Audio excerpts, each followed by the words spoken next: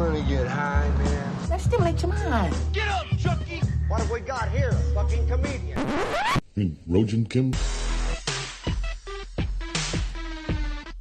California dreaming. Hello, and welcome to the Rojan Kimcast. It's me, Rojan Kim. Thank you so much for joining me today. It is Friday. Partying. Yeah, remember that, guys?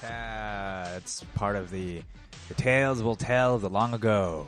The old days when we could go out and be closer than 6 feet apart and not kill our grandmas and grandpas while we do it. All right, guys, I'm sure things will be fine. Sure, one day. I mean, it'll be months. But life's not over. It ain't fucking 12 Monkeys. We don't all need to go underground. You know, it's not fucking the end of the world. Oh, it's gonna be fine, guys. Okay. Anyways, thank you for joining me. This is episode 142. I'm going to call it the Red Queen of Corona.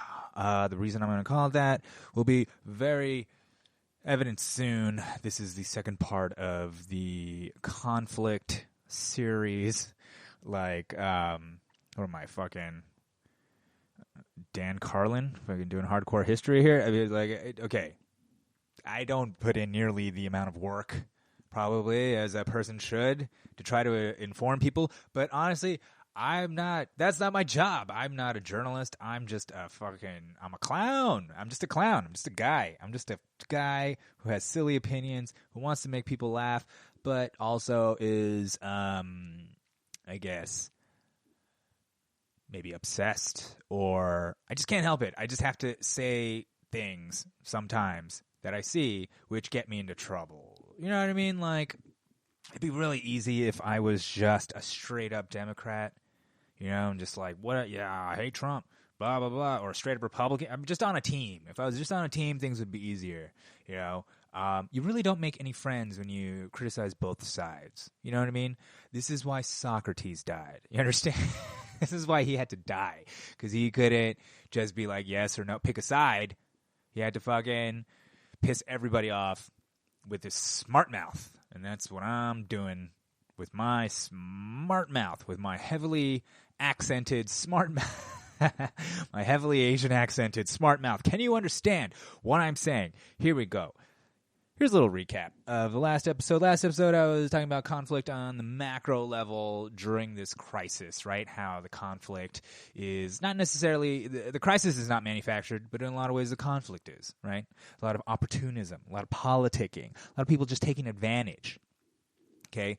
I feel like what happens with that as well is that, you know, people get caught up in their tribes. Like I was just saying, if I was a part of the red team or the blue team, things would be so much easier because I could just grab onto the team and be like, I'm with the team before all. You know, I could have something to grab onto. Just like Jesus, just like I've been saying, people are going to turn to religion, right? You need Jesus, people. You know, some people need something to hold on to in this crazy, chaotic, uncertain universe. You know what I'm saying? This is a universe composed of both randomness and meaning, and we're trying to figure our way through it. So anyways, listen, here's the whole thing about the conflict that's going on, like, say, in Washington, you know, between Republicans and Democrats. It's all bullshit, guys. Don't fall for the okey doke. You understand? Don't fall for the okey doke. There was a news story that just came out that said there are 4 senators, right, who are suspected of insider trading after a coronavirus briefing, right? So instead of doing whatever they could to alert the public, they decided to go and make a sweet, sweet killing off of it, right? They made a sweet killing off the coronavirus news, and now the coronavirus is killing the American people. Thank you. And the people are actually who voted them in. That's the other thing. Congress, for as bad as the president, president sucks. He got voted in too. But you know who else did? Congress. Congress is directly responsible to the people. Okay? So I don't understand why there isn't an uproar about Dianne Feinstein. who's a Democrat, right? It's not just Republicans. It's a fucking Democrat, right? Not only that, there's lots of evidence that intelligence officials also alerted other members of Congress, And who could that be? That could probably be, I don't know, somebody like Adam Schiff, head of the House Intelligence Committee. So the whole time while they're impeaching Trump, members of Congress knew that the shit was going down in China, okay? Members of Congress knew that there was a possible pandemic coming out of Wuhan, right? That was spreading, that China was shutting down manufacturing for this reason, something they've never done before, that it's coming. Totally ignored. Here's another thing that was ignored. Taiwan, there's a news story in the Taipei Times about how Taiwan tried to alert the WHO in late December that the coronavirus is transmitted human to human, right? Back then, they didn't know if it was human to human. Taiwan was already like, dude, we got the data. Try to give it to the WHO. Guess what happened? The WHO just fucking kicked them to the curb. You know why? China. Okay? That's why. Because China has a lot of clout in the WHO, and Taiwan is not considered a real country to China. So that means their data is not real data, and their science will not save real lives. And so, I don't know. Plenty of blame to go around is all I'm saying. I'm not saying Trump. I'm not trying to defend Trump. Fuck Trump. That's what I'm saying. Trump's at fault. Okay? Fuck him. CCP's at fault. Fuck them. All right? Fucking Congress. Fuck them. Fuck them all is what I'm saying. This is not the time to play these stupid politicking games and join a side. And I'm on the blue team and I'm on the red team. Like that fucking matters. Like this is a goddamn war. All right? This is a goddamn war between life and death, between us and a virus. All right? This is when we're supposed to unite. Remember how there's always the stories of like, ooh, if aliens came. That's the story of the fucking Watchmen, right? If aliens came, we would all unite under the common threat. Well, we got a fucking common threat right now, and what are we doing? We're just fucking dicking around, acting like it's important that, I hate Trump. Like, that's actually more important than the potential millions of dead that are going to go. Why is that? It's just like the whole, look, I get the whole racism thing. I get the whole anti-Asian. It's not good. Trust me, I've had shit thrown at me. You know what I'm saying? Not lately, but, I'm just saying, like, in growing up, I've been the target of anti-Asian racism. I've been the target of plenty of it. Okay?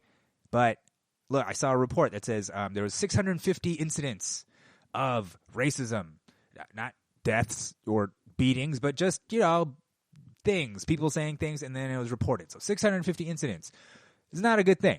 I'm not saying that's a good thing. I'm not saying the president should have probably been more nuanced and careful in his language, but I'm also saying maybe the news shouldn't have ran with that narrative and instead try to provide the nuance that was missing from our leadership. Perhaps the media, instead of whipping everybody up into a frenzy and using fear to sell, right? If it bleeds, it leads, and if it's racist, it pays us, right? That's the fucking news, right? Who's the fucking editor of the news right now? The Scarecrow, right? It's like, I need fear. I need fear. I need division.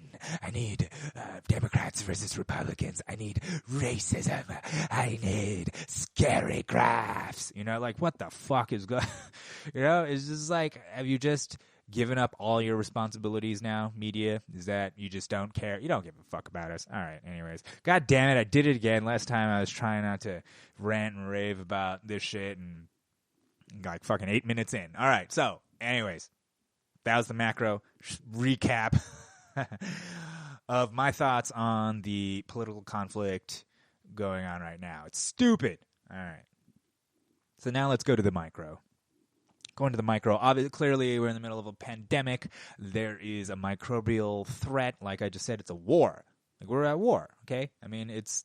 I know, that's like, am I silly? I don't know. It's kind of war when the outcome is death. Death for many. Maybe not for me. Maybe not for you, my sweet millennial viewers and listeners. Maybe not, but for Paps and Nans, for Pop and Meemaws, for Gams and fucking Zetas and Zadies and Bubbies. You know what I'm saying? Like fucking for the fucking old, for the greatest generation, for the boomers who, frankly, maybe they deserve it. But come on, we got to be better than them. Plus, if they die, we get their dough. And I'm saying that's what we should do. I'm also saying there's plenty of psychopaths out there counting up fucking Grammy and Grampy's fucking net worth. You know what I'm saying? They fucking got dollar signs in their eyes and being like, "Oh no, I'll come visit you. The quarantine is bullshit. It's just a flu. I'll come visit you." Anyways, the micro. Let's go. We are going from the macro. Let's shrink us down to the micro, just like Inner Space. Remember Martin Short and then fucking Bill Paxton got into a spaceship and they shrunk him down and injected him, and there's a Rick and Morty about it too. If you need a more recent reference, probably Inner Space. I mean, come on, what are you guys out there, fucking 40 like me? No, he's gonna be more hip. I gotta use that TikTok. I gotta dab and stuff, you know. I'll be dabbing. You'll be catching me dabbing on TikTok in about 2 weeks, guys. I'm about 2 weeks away from jumping on the TikTok and doing the fucking Switch memes and whatever the fuck, Drake songs. I don't know, listening. I don't know what they're doing. I'm out of touch. Okay? I'm a middle-aged man yelling into the ether, into the microphone. Nobody's really listening, but this is what it is. So, you guys ever hear of the book Guns, Germs, and Steel? It's a book from Jared Diamond. And the thesis of the book is essentially that, look, people think or used to think that the reason why the Europeans were so successful in colonizing everybody and conquering everybody and all that stuff was because of something inherently special to the Europeans. Remember, I talked about the fundamental attribution error last time. This is a tendency to equate behavior with a sort of immutable characteristic, right? So for the Europeans, for the longest time, it was like, well, the Europeans are superior, right? White superiority is what justified colonialism. Also, through that superiority, there is the idea of benevolence, right? So we're giving you civilization, you poor fucks. You're godless heathens anyways. You'd be going to hell. So fucking, we're saving you. Enslaving you is saving you. And that was sort of the pitch. And, over time, you're the people who are like, all right, come on, that can't be true. But then what is true? Why? So this guy, Jared Diamond, wrote a book, and his claim is that it's because of three things: guns, germs, and steel, right? The Europeans managed to, take the Europeans stole Chinese gunpowder and then improved upon it, made it better, made it faster, made it more deadly, right? And that's what they did. Just like we're accusing the Chinese of doing now, stealing our technology, making it better, faster. It's basically what white people did with their technology, right? So that's what we got. We got guns. Yeah? The steel makes sense. You show up at places with steel, they don't have steel, they got iron even, they're fucked. Makes sense. Somehow, steel production also happened to be on this sort of like, well, that same band, latitude in the world that coronavirus is mostly affecting, even though it's kind of switching to the southern hemisphere now, but overall it's mostly affecting this sort of northern latitude band. That's the same band that allowed for climate, that allowed for the type of travel, the type of mining, the type of animal domestication that led to the third advantage of the Europeans, which is germs. Germs, which I guess that kind of is like, the Chinese had lots of germs, I'll tell you. A lot of that has to do with animal domestication and population density. So the Europeans, when they conquered China, it wasn't like a pandemic didn't wipe out China, right? Because the Chinese and the Africans are both dirty. The Chinese, the Europeans, and the Africans are dirty, the dirtiest of the old world, meaning, they were sufficiently immune to pathogens that they could spread to each other because of the density and the animal domestication. Meanwhile, Native Americans, on the other hand, were very clean or, far apart, less dense. Nothing like sheep and pigs and things like that generate viruses that could jump into humans and back and forth. So no natural immunity. And that's why you have things like when Cortez was conquering Mexico within 1 year. I think Cortez had something like 500 conquistadors versus 1 million Aztecs. Seriously, 1 million Aztecs. A year later, 90% of them were dead. A year later when Cortez marched onto Tenochtitlan, right, to conquer the Aztecs, everybody's fucking dead. Everybody's just fucking sick and dead, and they're just handing the city over. Because at that point, I feel like you'd be like, yeah, I guess God's on their side. No, you'd be like, you don't know anything about germs, like God's on their side, right? So that's that's a little bit of the germ hypothesis of conquering, and I think part of what to me is fascinating is this idea of domestication of animals and population density being prime factors in the virulence and the immunity of the Europeans, against germs, just viruses or whatever the smallpox, all the shit that they spread, right? They didn't even know they were spreading it. They literally thought God was on their side, and in some ways, he was. Yeah, in some ways he was. So now let's move on to the Red Queen hypothesis. What is that? Why do I keep talking about this Red Queen? What is the Red Queen? The Red Queen hypothesis. God damn it! I forgot the name of the guy. You please Google the guy of the name who came up with it. It was some guy in the 70s.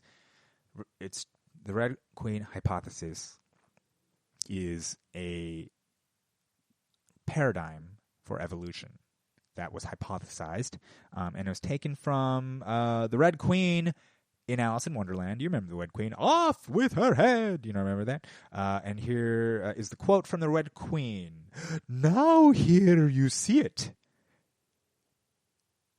Why do I? No, okay. First, let me just read it like a normal... Let me read it like a normal person so I can actually read it right. Now, here, you see it takes all the running you can do to keep in the same place. Right? That's what... Now, here, you can see it takes all the running you can do to keep in the same place. So what does that mean? It's like you got to run and run in order to stay in the same place. What happens if you don't run? You sink, right? You sink, or you don't stay in the same place. You die.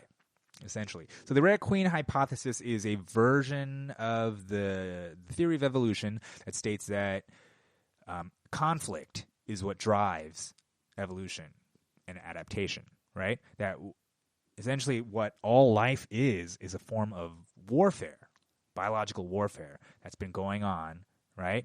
And the necessity for more adaptations, whether it is for the environment or viruses, or whatever, that's necessary. That struggle is necessary in order for life to continue. Otherwise, on a long enough timeline, for every species, the outcome is extinction. Pretty much. There's no real... the only species... I don't know what's alive now that's been alive since way back then. Probably germs. Honestly, they're probably the most successful of the life forms that we have, right? They made it this far. Part of their running in place is a really good strategy of instead of having one multicellular unique organism, you just have billions of them, and then you spread and you spread exponentially. It's a pretty good strategy, right? So there you go. That's the Red Queen hypothesis, that conflict drives evolution. Conflict drives life. That all of life, in fact, is a struggle between these forces.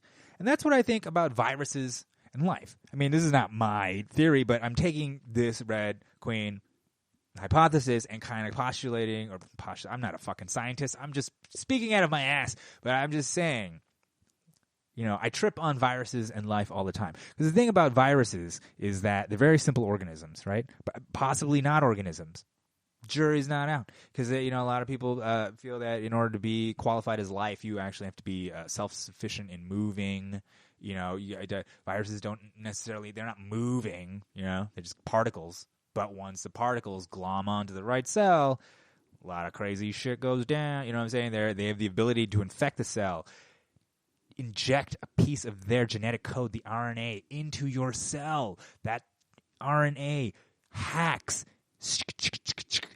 into the DNA, changes it, morphs it so that the cell, instead of doing its normal cell functions, just starts making more viruses. And then the cell fills up with viruses and then explodes. And then there's fucking, I don't know, let's just say, just for shits and giggles, 10 viruses come out of that, right? Well, each of those 10 viruses now gets to go hit cells on their own, and each of those 10 are going to hit another 10, so that's 100. And then next thing you know, 100 viruses are going to go and hit 100 viruses, and those 100 viruses are going to make 10. So what's 10? That's 1,000, and so on and so. You get it. You get what I'm saying, right? Exponential growth. That's what happens, right? Great strategy. So the thing is, there is viruses need DNA, like I just said. Viruses need DNA in order to replicate. So essentially they're just like hunting and killing DNA. They don't need DNA to eat, you see? And honestly, they don't want DNA to die. The best thing for a virus is to not kill its host, right? It can't spread. If you kill your host, the fucking host dies and the virus, there's nowhere for the virus to go. So the best thing is to come up with something kind of like the coronavirus, where you have a high R0, that's what they call it, R0 or R0 rate, which is the rate of infection, right? The fucking for coronavirus is like 2.5 or something, was super high. That means one person can infect like 3 people. Yippee, right? It's very successful, very successful. The only problem is it's still fucking up a lot of people. It would be very good if this was mild. If it was mild, we would just let this fucker run through, you know what I'm saying? And we'd be like, well, yeah, about herd immunity. That's what herd immunity. Or even, Boris Johnson was talking about herd immunity, and look at him now. He's got it. He got the Rona, bitch. But you know what? On the other hand, getting it is kind of a status symbol nowadays. Like, if you're rich, you can get tested. That's the whole thing, at least in America. If you got the dough, you can test for the row. You know what I'm saying? Like, basically, it's like, testing pause is tight. You know what I mean? Being posy is so tight, and then you get all the people on Instagram saying, oh, it's so sad you're a posy. And then I'm like, yeah, it's posy life, hashtag posy life, guys. And join me live on Instagram while I work through my, the symptoms, and I'll detail what I've been drinking zinc and lemons, and, I'm getting better, and, like all that stuff. It's great. Otherwise, if you're poor, it's just thank you for your service, and that's it. If you're rich, testing pause is tight. If you're poor, thank you for your service, right? Like, you don't even get tested unless you die. Then I guess we want to know for posterity's sake. We want to know what killed you. Was it the germs? We gotta see. Anyways, RNA versus DNA. So imagine early life. Here's a problem with, say, clones. Here's a problem with clones. Clones. It's replicating DNA, right? Say you have 100 clones. They all have the same DNA. If a virus figures out how to hack that DNA, all 100 of those motherfuckers are fucked. They're all fucked. Fucked. They're all dead. They're all dead because the virus has figured out one lock to hack, right? So then DNA was like, all right, fuck it. We got to do something else. We got to make instead of one strand of DNA replicating over and over, all get fucked. Why not make one strand somehow recombine so that you have multiple strands of DNA, right? So that's what started happening, right? You get more complex cells. You get more complex cells that divide, combine, divide. You start getting sexual reproduction, right? Sexual reproduction is probably a huge technological breakthrough in order to fight infection, because then you're increasing the variability of the DNA. Now viruses, they can't just unlock one code, they have to unlock a bunch of different codes, right? So then the viruses have to become more complex, right? So the viruses have to be like, okay, we can't just be simple lock and keys. We got to do something more. We got to target certain cells, or we got to target, certain code, certain snippets of code instead of the whole code. You know what I mean? Yeah. So it's basically an arms race. It's been an arms race between viruses and DNA. Right? So what does DNA do? It starts becoming multicellular. Let's put more cells together, larger organisms. This whole thing is being driven, right? So you're fucking just living in life. You got survival. You got the elements. You got predators. You got that pressure. But on top of that, there's also microbial pressure going on the whole time. That's driving this underneath, right? It makes sense. It makes sense. It's once you understand that they're everywhere, just like we're understanding now with this pandemic, that you are susceptible without immunity. And the thing about this coronavirus is that it's novel. We don't have immunity because it's brand new, right? God damn. There aren't a lot of new things in life. You know what I'm saying? A lot of things are rehashed, fucking reboots. A lot of things are just fucking repeats, remakes. But here we go. We got a virus that's brand new. God damn it. See? Who says the Chinese can't make anything new? Oh, come on. They made fucking silk and gunpowder movable type before white people. Okay? See, like, I know I shit on the Chinese all the time, but I'm not actually shitting on Chinese people. Okay? I love fucking Chinese people. Chinese people are the shit. Chinese people are the most generous, hardworking people I've ever met. In fact, I'm pretty sure this is a Chinese virus because it's working incredibly hard and outperforming us daily. All right? So there. You fucking racist. See? You fucking racist saying Chinese virus is racist. Maybe it's because you can't think of anything positive to associate with Chinese. You fucks, huh? The Chinese people are fucking amazing. They're fucking heroes in this, okay? Never forget that the people of Wuhan were on the front lines of this goddamn thing. It's the government. It's the CCP. It's the government. It's the government, okay? It's not the people. It's the government. Fuck the government, okay? All right. Sorry. That's, all right. RNA. RNA versus DNA. That makes sense, though, right? You guys, you understand what I'm saying. It's that life, right? It isn't just the struggle to adapt in the environment. There's also an underlying war going on between the microbes, okay? The microbes, and that drives our own DNA as well, all right? Just getting the immunity, or just even our biological functions, right? This coronavirus will pass through the population over time. How fast or how slow is what we're trying to mitigate, but it's going to be something like 70% of the world's population is going to get infected. Meanwhile, coronavirus's Asian dad is like, why you only infect 70% of the world? That's, okay, and that's a pressure that we all understand as Asians, right? It's fucking, God damn it, fucking coronavirus and Genghis Khan, right? A lot of pressure. You got a guy who made it, conquered the entire world by land, right? Fucking never going to live up to that shit. We got a coronavirus infecting the entire world. Never going to be able to do that shit, right? There's always got to be some Asian motherfucker fucking just ruining it for the rest of us, right? Just like Johnny Kim, that goddamn the Navy SEAL who's also an astronaut and a doctor with the fucking...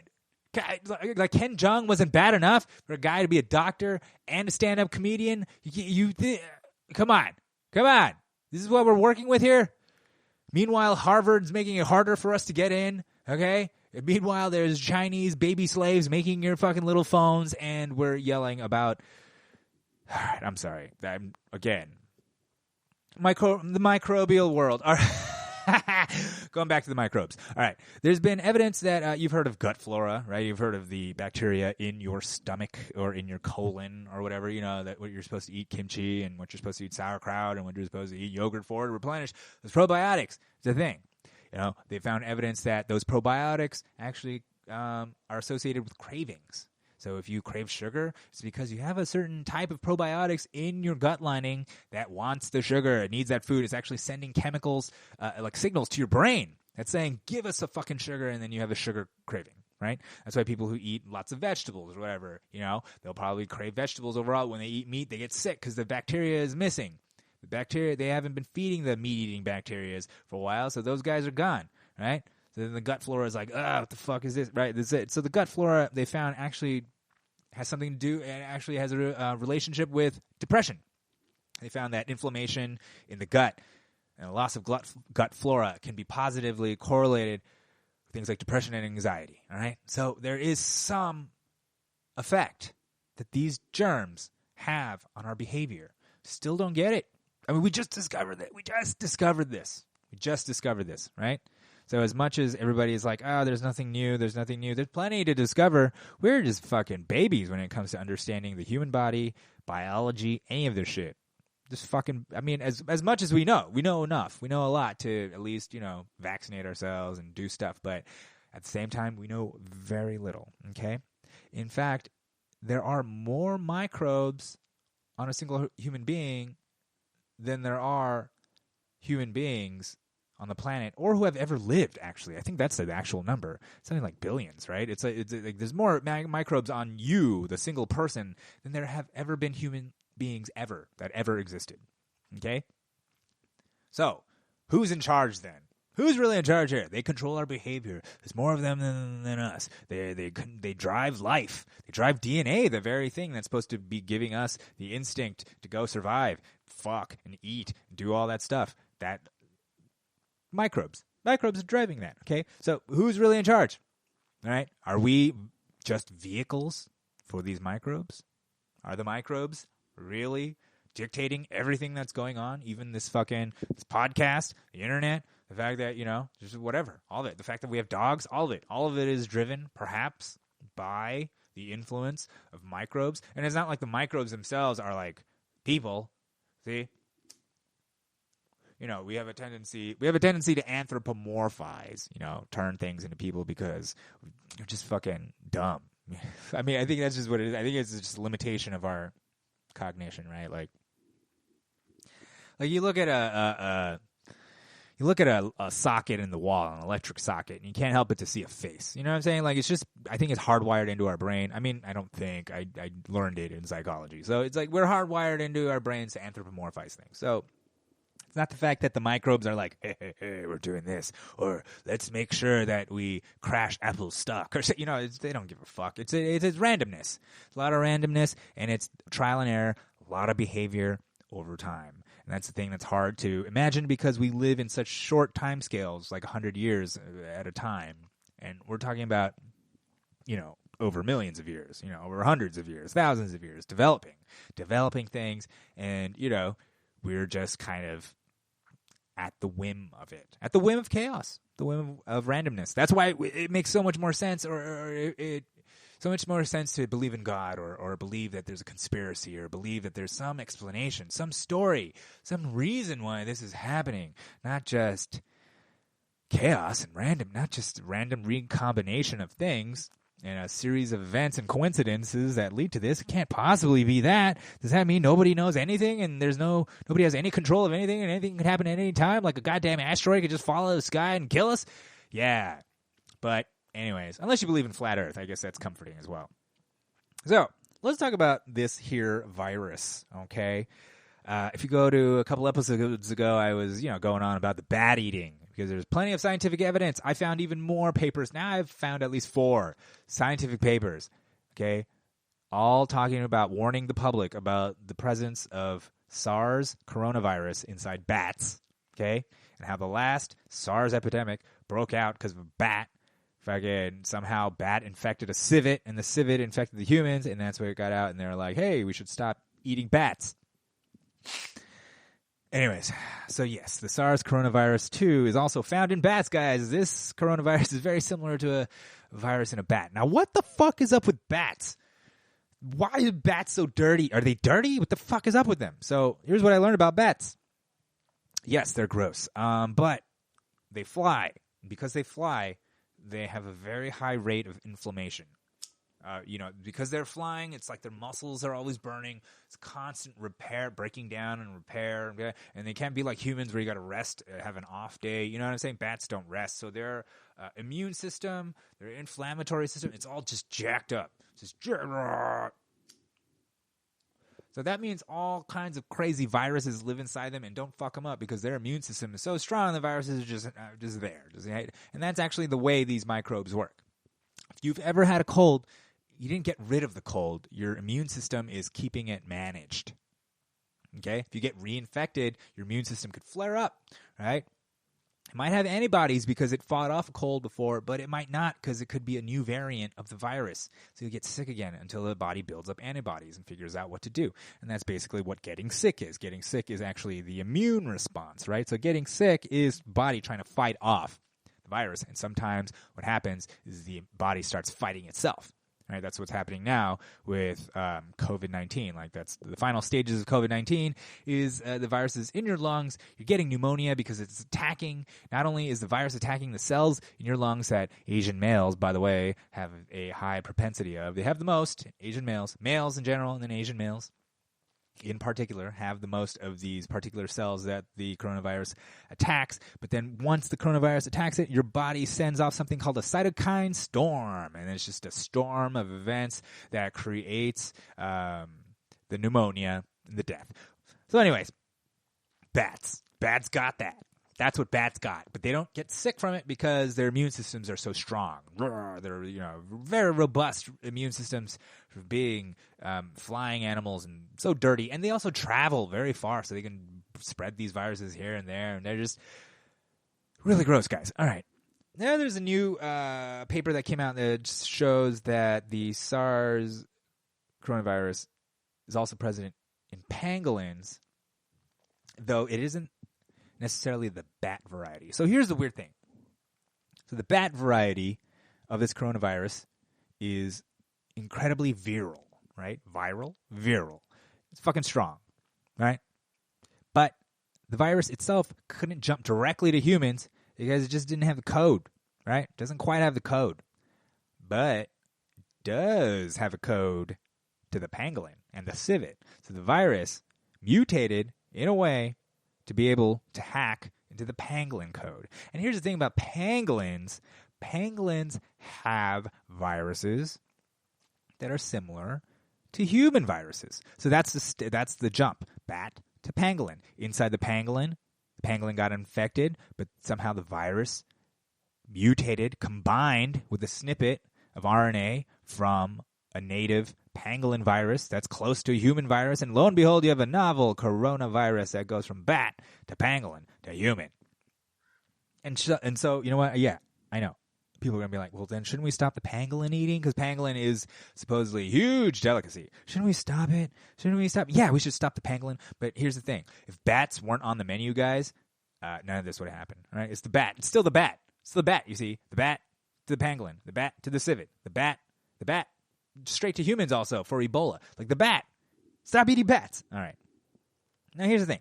The wet markets, right? I think we have a very, we have little understanding of the wet markets. And I think a lot of ignorance, some racism, all of it comes into it. There's a lot of people being like, don't say that Chinese people are eating bats. That's racist. You're making it gross. And here's the thing. Meanwhile, Chinese people are like, no, they eat bats, dude. Other Asian people are like, yeah, they fucking do it. The reason why it's not racist is because it's not because they're Chinese that they're eating the bats. It's nothing to do with their race. It's just because they're in China and it's a cool thing to do. You know what I'm saying? It's like with Americans and guns. It's not because you're American that you love guns or have something, or hate guns or whatever. This whole thing with guns, or race. You know what I mean? It's not because we're racially, there's not something about being American that makes us particularly hypersensitive to race, overly racial. It's the circumstances, the history, the context, right? Again, fundamental attribution error. It isn't like some immutable part of our character. It's the fact that it's our culture. Just like war. America used to be notoriously isolationist. We never went to war.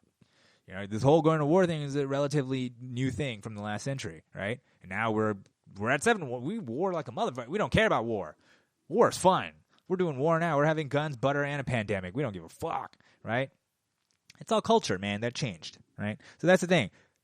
Wet markets, it's a cultural thing, not a Chinese cultural thing. This is a very particular southern China thing. The other thing is like, oh, these people, we're fucking shitting on these people for eating bats, but they're poor. They can't afford to, eat anything else. But no, guys. Poor people aren't eating at the wet markets. That bat is expensive. Pangolin is expensive, guys. This is some top dollar shit. Like, you want to eat a bat, you can't just be some poor peasant. You gotta fucking have some dough. You know what I'm saying? The wet markets, the bat eating, all that shit. It's actually a thing of the elite. It's like a status thing. The status thing. It's like, with Tiger King and the people taking their pictures with the tigers or whatever in China. It's fucking eating a bat, right? It's rich people do this. It's driven by the rich, okay? It's driven by the elite. That's why it's also unlikely that even if they outlaw them, even if fucking wet markets are outlawed, there's going to be underground ones. There's going to be black market ones because there's money. It's a multi-billion-dollar industry, apparently. They fucking love to eat those bats. It's not just bats. Just type in Huanan, Huanan, seafood market, because this is the wet market that is sort of the epicenter of the breakout in Wuhan.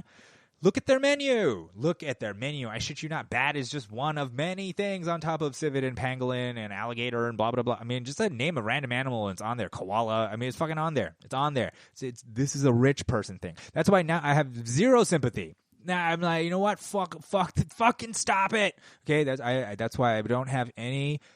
I'm not going to tiptoe around. There's no racial sensitivities. There's no cultural sensitivities. This is something that rich douchebags are doing, okay? And so I think it's our job as people to stop rich douchebags from trying to destroy the planet, whether it's through the environment or through a pandemic. Okay, guys.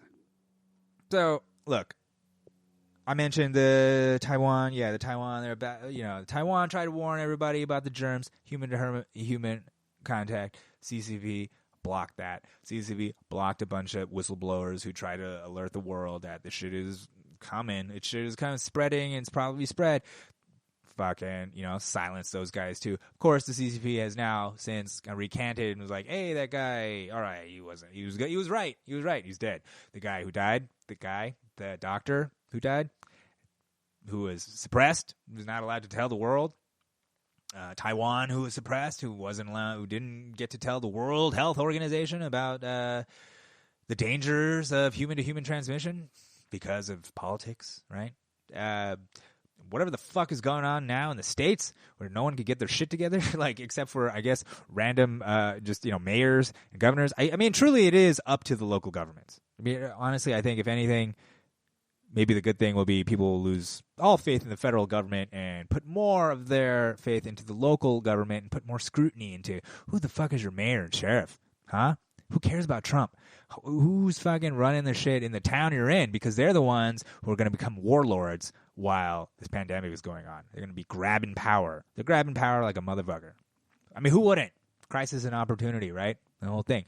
Take that opportunity. Take that power.